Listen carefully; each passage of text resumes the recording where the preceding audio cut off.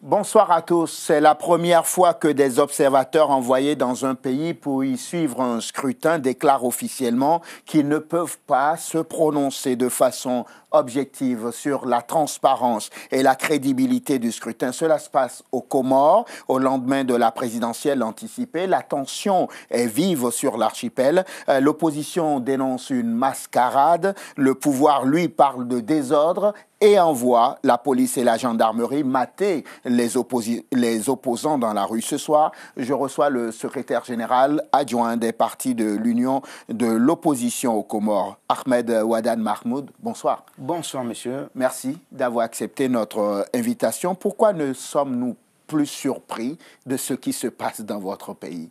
Je ne suis pas surpris, mais vous me permettez de faire un petit rappel, parce que je suis le secrétaire général adjoint des partis de l'Union de l'opposition, constitué à partir de 2016. Oui. Cette Union de l'opposition avait comme président Mohamed Ali Solih, qui est actuellement placé en résidence surveillée et qui ne peut pas circuler dans le pays. Et sa candidature a été refusée. Cette opposition a été dirigée par un secrétaire général qui s'appelle Mohamed Dossar. Il est en résidence surveillée, il ne peut pas circuler. Et moi, je suis le secrétaire général adjoint. Il y avait un chef de l'opposition au sein de cette opposition en Grande Comore qui s'appelle Mouni Baraka Setcholi. Il y avait un autre chef de l'opposition, toujours dans notre cadre, qui s'appelle Nourdine Bourhan, qui est placé en résidence surveillée. Il ne peut pas circuler. Au fond, dans l'opposition, vous êtes tous des, pardonnez-moi, des délinquants qui sont en résidence surveillée. Nous ne sommes pas des délinquants, nous sommes des hommes politiques qui respectons le droit et nous faisons face à un régime de dictature cette dictature s'est instaurée au lendemain de l'arrivée du colonel-président Azali Assoumani. Aujourd'hui, à l'heure où je m'exprime, il continue à démontrer qu'il aime les coups de force militaires et constitutionnels. Et c'est la raison pour laquelle, vous l'avez bien souligné, les observateurs ont constaté que la charte, l'article 10, de la charte de l'Union africaine n'a pas été respectée. Parce que l'article 10 dit de manière explicite que tout changement, toute modification constitutionnelle doivent faire l'objet d'un large consensus national.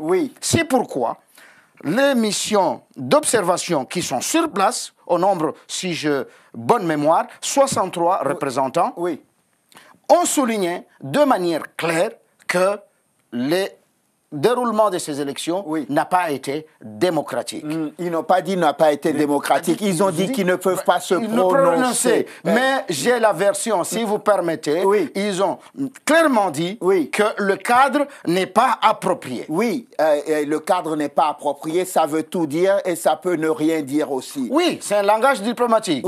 C'est la raison pour laquelle nous continuons à dire qu'il y a lieu de revenir sur le format des accords de Fomboni de 2001. Monsieur Wadan, on ne va pas refaire encore et encore l'histoire. Le mal. On ne peut pas continuer comme ça. Si. Il s'agit de voir.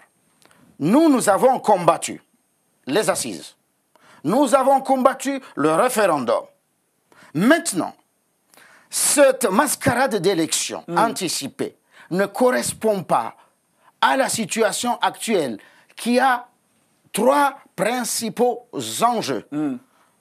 L'unité nationale. Il faut préserver l'unité nationale. C'est un enjeu vital. Est-ce que l'unité nationale est en danger là? Il est en danger. Parce que le président Azali veut une tournante de 10 ans. Ça voudrait dire nos frères enjoignés, à qui revient de droit la tournante en 2021, ils ne la retrouveront Monsieur pas. Wadan, pardonnez-moi, mais on va rester vraiment dans l'actualité parce que nos téléspectateurs ont beaucoup entendu parler des Comores. Juste pour qu'on soit clair,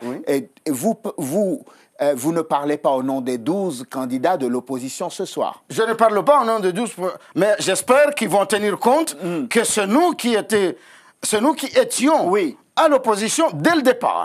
Maintenant, est-ce qu'ils vont accepter que nous sommes dans l'opposition. En tout état de cause, oui. Nous sommes dans l'opposition. Vous étiez dans l'opposition quand ça vous arrangeait, c'est ça Nous avons une position qui est assez claire. Oui.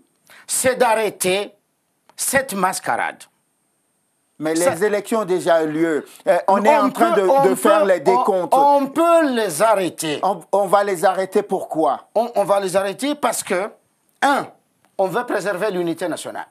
2, on veut éviter un bain de sang. On veut préserver la paix civile. 3, on veut la libération de tous les prisonniers politiques. Oui. À partir de là, mais ça, c'est un autre débat. À partir de là, le président Azali, nous, oui. qui sommes dans l'opposition, oui. né depuis 2016, nous considérons qu'il a la chance d'avoir des bases fondées par les accords de 2001 oui. et la Constitution de 2002 qui lui permettent de terminer son mandat en 2021. Oui, dans l'intérêt. Nous sommes dans la fiction. Je suis désolé. Nous sommes dans la fiction parce que ce n'est pas la réalité sur le terrain aux Comores aujourd'hui, si les gens nous écoutent, ils vont être confondus et je ne voudrais pas qu'ils soient confondus. Il faut avoir une vision de l'avenir, mon cher, mon cher Parezo. Oui. Et je dis aux téléspectateurs qu'il faut avoir une vision de l'avenir. Cette vision est fondée sur un élément essentiel, l'unité nationale. Monsieur Wadane, l'unité nationale concerne les Comoriens, d'accord? Oui. Je vais vous montrer le tableau. Peut-être que vous aviez été un peu absent. Il y a eu donc les assises nationales. Oui. Il y a eu le référendum constitutionnel. Que nous avons condamné. Il y a depuis dimanche une élection anticipée. On est en train de faire le décompte. Vous ne pouvez pas ce soir à Paris, sur ce plateau, me dire qu'il faut qu'on arrête tout le processus. Le 18 février 1990, on avait entamé un processus électoral, on l'a arrêté. On se donnait le temps. Ça, c'est l'histoire des Comores. 1990, il y avait un président intérimaire qui s'appelait Seyd Mohamed Johar, paix à son âme. Je vais vous dire, très sincèrement, dites-moi, nous sommes dans l'opposition. Oui. Nous combattons le président Azali avec 3 armes essentielles. Une cohérence, une légalité et un repère. Et ensemble, on peut lui dire, pour éviter de malmener le peuple et de fracturer la population et d'engendrer la population dans un carnage, il serait intéressant que vous acceptiez de finir votre mandat en 2021. C'est une chance exceptionnelle. Vous savez quoi? L'opposition comorienne a tendance à penser qu'elle est le peuple comorien, ce qui n'est pas vrai. Le président Azali a aussi des supporters. Qu'est-ce que vous faites de ceux qui sont allés voter pour lui? Je ne dis pas le contraire. Ceux du cas d'en face, c'est-à-dire ceux qui détiennent le pouvoir, oui. Et nous qui sommes dans l'opposition, nous devrions faire valoir nos intelligences dans le sens de préserver la paix. Au fond, j'étais en train de me dire que ce qui se passe en ce moment aux Comores, c'est la responsabilité de tous les hommes politiques. Absolument, absolument, parce que il y a lieu maintenant de doter ce pays d'un certain nombre de repères, de repenser. Le pays a besoin d'une refondation. C'est ce qu'on aurait pu avoir. C'est ce que le président Azali est en train de faire. Non. Le président Azali Assoumani essaye, d'une manière ou d'une autre, de fracturer la population comorienne. Et c'est dangereux. Alors qu'il a la chance exceptionnelle de se maintenir au pouvoir jusqu'en 2021, d'apaiser les tensions, de ne pas créer un camp de bons et un camp de méchants. Et à partir de là, c'est le peuple comorien tout entier qui gagne. Parce qu'on aura préservé l'unité nationale qui est menacée. Oui. Et je précise qu'en 74-75, on a connu la balkanisation partition. En 1997, on a connu le séparatisme, c'est-à-dire l'éclatement de l'archipel. Et maintenant, on est dans une phase dangereuse de démembrement des 3 îles. Donc nous, notre proposition, nous qui sommes dans l'opposition depuis 2016, oui. Et nous pensons que les 12 candidats, puisqu'il faut voir comment ils sont formés, hein, oui. Il y a ceux qui ont travaillé avec Azali. Vous aussi, vous avez soutenu Azali. Non, non, non, non. On n'a jamais soutenu Azali. Non, non, je n'ai jamais soutenu Azali. Je me suis battu contre Azali dès le départ. Dès le départ, et j'étais le premier, je tiens à dire que je me situe dans le camp de l'opposition. Pour rappel, j'ai tenu un meeting tout seul au foyer des femmes de Moroni en février 2017. Ensuite, j'ai voulu tenir un meeting en août 2017 dans ma localité de naissance en Béni, et les forces de l'ordre sont venues m'interdire. Donc je tiens à préciser que nous avons la chance d'avoir un président qui a élu dans la paix et la concorde en 2016. Je pense que pour préserver l'unité nationale, pour préserver la paix civile, et pour aboutir à apaiser les tensions en libérant, je pense qu'il est de son intérêt et de l'intérêt du peuple comorien de terminer son mandat dans la paix et la concorde. Oui, monsieur, et je vais soumettre encore. Très rapidement, parce qu'il faut qu'on avance. Si jamais il se maintient par la force, les résultats le maintiennent. S'il se maintient par la force, vous savez, un tripatouillage. Pourquoi il se maintiendrait comme ça? Vous êtes allé aux élections, il y a des gens qui sont allés voter. Nous, notre parti, on a dit on ne va pas aux élections parce que les conditions n'étaient pas réunies. On est conséquent, on est cohérent. Je le dis tout d'abord, je répète, quand on mène une action politique, il faut avoir une certaine cohérence, une certaine légalité, un certain repère. Et ensemble, ces trois doses, cohérence, légalité, repère, vous fondez une action. C'est la raison pour laquelle, si jamais il s'entête, il y a deux hypothèses, deux scénarios possibles. On déclare comme il veut passer dès le premier tour. Ou bien il organise un second tour. En tout état de cause, nous, notre proposition, les réformateurs et d'autres forces qui sont dans l'opposition depuis 2016, ça serait bien d'annuler ce scrutin. Et si jamais il persiste, là je lance un appel. Ça n'engage que moi en tant qu'acteur politique, en tant qu'homme politique. C'est d'influer auprès des pays amis, des partenaires, des instances internationales, de placer Azali sous embargo.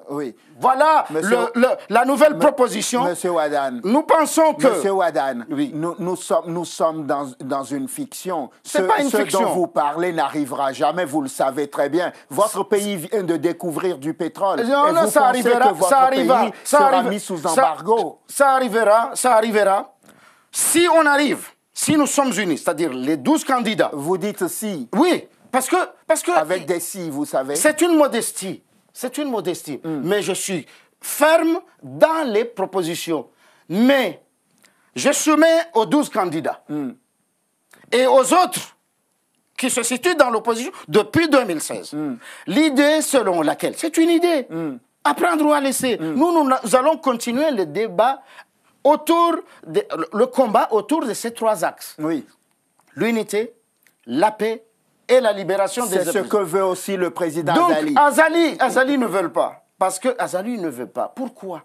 Parce que ce qui se passe maintenant, on l'a prédit que vous orientez le peuple comorien dans une voie de garage. Très bien. Or s'il continue à enfoncer, c'est la raison pour laquelle je soumets ici l'idée selon laquelle il faut démontrer aux pays amis, aux instances internationales, que nous sommes porteurs de la défense de l'unité nationale, de la paix civile et de l'intérêt de libérer les prisonniers politiques. Et de le maintenir comme président pour maintenir la tournante en 2021. Très bien. Et s'il refuse, la communauté internationale a des prérogatives suivant le droit international. C'est très étonnant de la part des hommes politiques africains et de l'opposition. Chaque fois que quelque chose ne fonctionne pas dans vos pays, vous hurlez à la communauté internationale, alors que ce sont les mêmes qui viennent nous dire nous sommes des États souverains. Non. Mais cette fois-ci,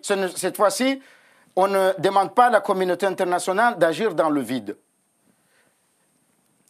L'embargo, c'est une nouvelle formule que je soumets pour faire fléchir le président. On peut aller jusqu'à maintenant j'ai laissé bien personnel. Pour un président élu, où avez-vous entendu mais ça? Vous savez, à un moment donné, la primauté du droit international peut se faire valoir. C'est la raison pour laquelle il a une chance, de prime abord, de terminer son mandat. Cela veut dire... Oui, vous me l'aviez déjà dit, M. Ouadan. Oui, parce qu'on ne peut pas changer de cap. On va essayer de faire bas la terre. Aujourd'hui, à l'heure où vous et moi, nous parlons, on est en plein décompte des voix de la présidentielle, d'accord? Et personne, ni vous, ni moi, ni aucun membre de l'opposition, à l'heure où nous parlons, ne peut dire l'issue du décompte. On est d'accord? On est d'accord, c'est pourquoi j'ai posé les deux scénarios. Au loup? Je ne crie pas au loup. Parce qu'il a annoncé dès le départ sa couleur. Il a dit de manière claire qu'il veut passer dès le premier tour. Il a dit qu'il n'aime pas un second tour. Ça, c'est pas moi qui le dis. C'est son droit de l'exprimer. Après, la vérité des urnes peut être c'est notre droit, et c'est notre droit de contester cette vision dans la légalité. Parce que vous savez, attendez alors que les résultats ne sortent et que la Cour suprême ne connaisse du contentieux électoral. Je n'ai pas fait une anticipation. J'ai dit, si jamais il se proclame élu dès le départ, il va falloir se battre contre cette mascarade. Si jamais il organise un second tour, c'est toujours notre proposition. Il faut parvenir à annuler ce scrutin. Le second tour pourrait profiter, par exemple, à l'opposition si l'opposition avait un seul candidat. Le seul profit qui nous préoccupe, nous, c'est l'unité nationale. Mais l'unité nationale n'a pas volé en éclats. Non, elle va voler en éclats en 2021. Parce que quel que soit le cas de figure, il ne faut pas raisonner en grand comorien. Il faut raisonner en comorien. Nous avons un État insulaire. Et à partir du moment où on arrive avec un président qui veut s'imposer par des coups de force militaires et institutionnels, cela veut dire quoi? Cela veut dire nos frères et sœurs en Joannais, ils vont attendront dire... Et quand le temps arrivera, ils auront un candidat ils vont dire, nous n'avons selon pas... la nouvelle constitution que vous avez votée dans votre pays. Non, ils vont dire, nous n'avons pas à attendre 10 ans. Donc cette hégémonie, excusez-moi ce terme, nous ne l'acceptons pas. Et ça, c'est un danger pour l'ensemble des forces politiques et de la population civile. Très bien. C'est pourquoi, nous, notre intérêt, c'est de voir l'avenir du pays. Et l'avenir du pays ressemble beaucoup plus au cas burundais ou Non. J'espère que nous n'arriverions pas à ce stade. Vous avez été très alarmiste tout à l'heure. Non. Il vaut mieux prévenir que guérir. Tout ce que je dis ici, je l'avais dit dans différents endroits. Que si vous acceptez d'aller au scrutin, vous allez fatalement dans une voie de garage. Maintenant, les faits nous donnent l'occasion d'actualiser la position. Et c'est la raison pour laquelle je dis, essayons de dénoncer cette mascarade et de dire, nous n'en voulons pas. C'est trop tard, non? C'est trop tard. C'est pas trop tard.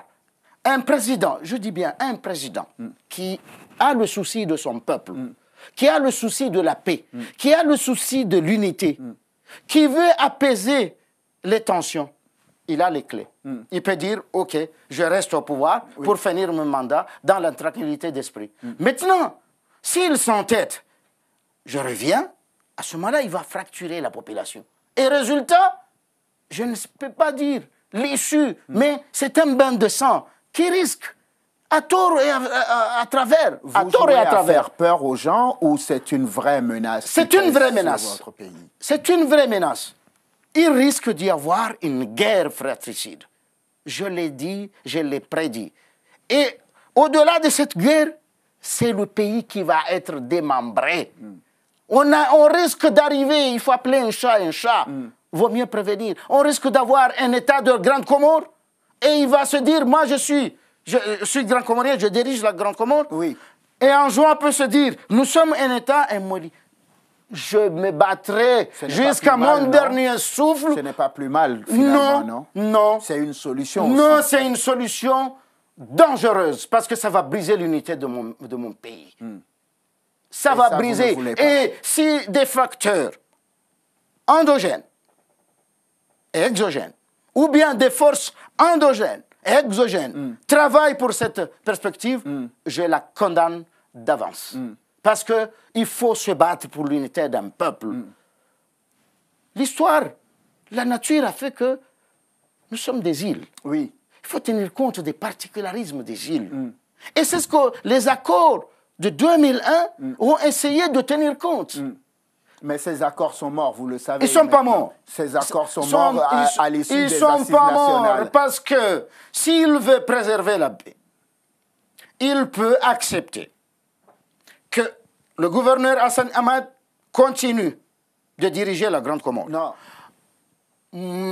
Le gouverneur d'Anjouan qui est actuellement en prison, docteur Salami, retrouve ses prérogatives. Pourquoi il est impliqué dans des affaires? À ce moment, non.